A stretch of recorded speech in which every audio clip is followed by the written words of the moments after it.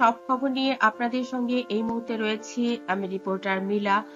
আমাদের ঢালিউড সুপারস্টার শাকিব খান এই মুহূর্তে রয়েছেন কলকাতায়। কলকাতায় তার থাকার একটাই উদ্দেশ্য, সেটা হচ্ছে তুফান সিনেমাটি চলছে কলকাতায়।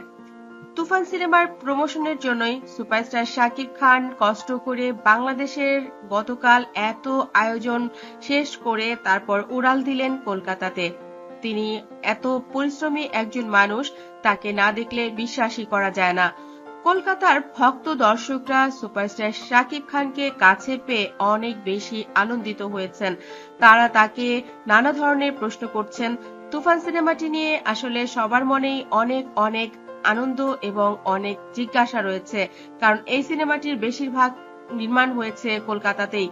কলকাতা এবং বাংলাদেশের দু জায়গারই নির্মাণ এবং দু জায়গার অনেক অনেক সিনারি, যা আসলেই এই সিনেমাটিকে অনেক অনেক বেশি সমৃদ্ধ করেছে।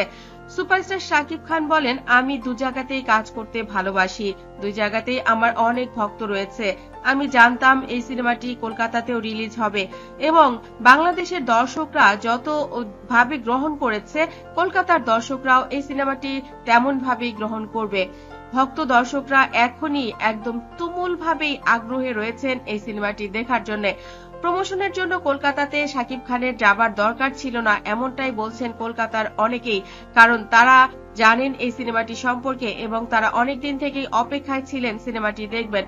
এদিকে বাংলাদেশের যারা ভক্ত দর্শক রয়েছেন, তারা সিনেমাটি দেখে তুমুল প্রশংসা করেছেন এবং বলেছেন বাংলাদেশ, আমেরিকা, অস্ট্রেলিয়ার মতোই সারা পৃথিবীতে অন্যান্য ভাষায়ও যদি ডাবিং করা হয় এই সিনেমাটি চলবে।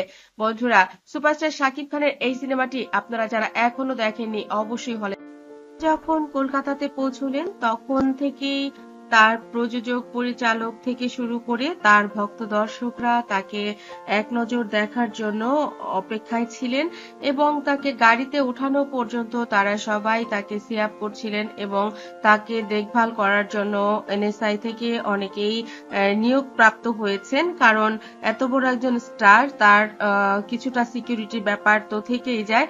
বাংলাদেশে যখন ছিলেন তখনও তার জন্য সিকিউরিটি ব্যবস্থা ছিল, কারণ আমরা জানি যে সুপারস্টার শাকিব খান একজন অনেক বড় তারকা, যার ভবিষ্যৎ এখন অনেক বেশি উজ্জ্বল।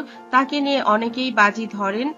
বন্ধুরা, চিত্রনায়িকা অপু বিশ্বাস কলকাতাতে তার দিদির বাড়ি, মাসির বাড়ি, তাদের আত্মীয় স্বজনদেরকেও বলা আছে শাকিবের আলাদাভাবে সিকিউরিটি দেওয়ার জন্য।